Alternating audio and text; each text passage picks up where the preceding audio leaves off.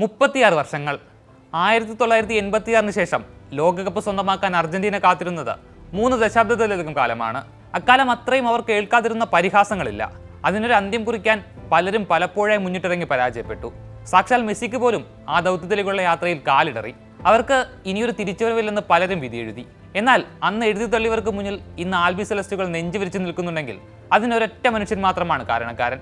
അർജന്റീനയുടെ സ്വപ്നങ്ങൾക്ക് ചിറക് നൽകിയ, അവരെ വീണ്ടും പുതിയ സ്വപ്നങ്ങൾ കാണാൻ പഠിപ്പിച്ച ലയണൽ സെബാസ്റ്റ്യൻ സ്കലോണി.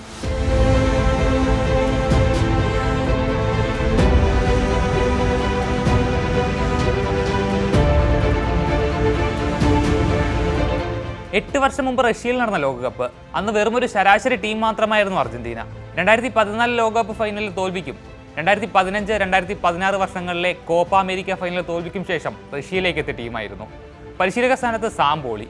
അന്ന് പ്രീ ക്വാർട്ടറിൽ ഫ്രാൻസിനോട് തോറ്റ് അർജന്റീന പുറത്തായി. പിന്നാലെ പരിശീലക സ്ഥാനത്ത് നിന്ന് സാംബോളിയും. ഇതിന് പിന്നാലെയാണ് കോച്ചിങ് സ്റ്റാഫിലുണ്ടായിരുന്ന സ്കലോണി അർജന്റീനയുടെ മുഖ്യ പരിശീലകനായി സ്ഥാനം ഏറ്റെടുക്കുന്നത്. അവിടെ നിന്നായിരുന്നു എല്ലാത്തിൻ്റെയും തുടക്കം.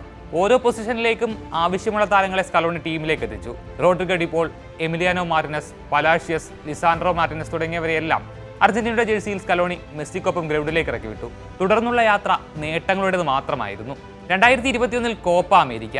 ബ്രസീലിനെ കീഴടക്കിയായിരുന്നു ആൽബി സെലസ്റ്റുകൾ 2021 ലാറ്റിൻ അമേരിക്കൻ ചാമ്പ്യന്മാരായത്. മെസ്സിയുടെ ആദ്യ അന്താരാഷ്ട്ര കിരീടം കൂടിയായിരുന്നു അത്. 2022 യൂറോ ചാമ്പ്യന്മാരെ ഇറ്റലിയെ തകർത്ത് ഫൈനൽ സിമ കിരീടം. മാസങ്ങൾക്ക് ശേഷം ഖത്തറിൽ വെച്ച് ലോകകപ്പ്.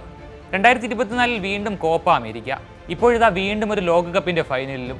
ഈ ലോകകപ്പിൽ ഇതുവരെയുള്ള അർജന്റീനയുടെ യാത്രയിലും സ്കലോണിയുടെ തന്ത്രങ്ങൾ ഏറെ നിർണായകമായിരുന്നു. പുറകിലാകുന്ന സമയങ്ങളിലൊക്കെയും ടീം ഘടനയിൽ അയാൾ മാറ്റങ്ങൾ കൊണ്ടുവരും.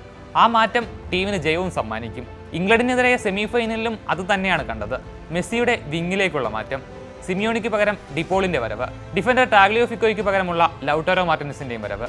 ഈ മാറ്റങ്ങളും തുടർച്ചയായ ആക്രമണങ്ങളുമാണ് അറ്റ്ലാന്റ സ്റ്റേഡിയത്തിൽ ത്രീ ലയൺസിന്റെ താളം തെറ്റിച്ചത്. ഈ ലോകകപ്പിൽ ഇതിനു മുമ്പും സ്കലോണി പരീക്ഷിച്ച് വിജയിച്ച തന്ത്രങ്ങൾ അത് കൃത്യസമയത്ത് വീണ്ടും പരീക്ഷിച്ചു. അവിടെയും ഫലം വിജയം. ഒരു ടൂർണമെന്റ് എങ്ങനെ ജയിക്കണം, മെസ്സിയെ പോലൊരു ജീനിയസിനെ ഗ്രൗണ്ടിൽ എങ്ങനെ ഉപയോഗിക്കണം, ഈ ചോദ്യങ്ങൾക്കെല്ലാം അയാളുടെ കയ്യിൽ കൃത്യമായ ഉത്തരങ്ങളുണ്ട്. അയാൾക്ക് മുന്നിൽ വരുന്ന ചോദ്യങ്ങൾക്ക് ആ ഉത്തരങ്ങൾ കൊണ്ട് അയാൾ ഇനിയും മറുപടികൾ നൽകിക്കൊണ്ടേയിരിക്കും.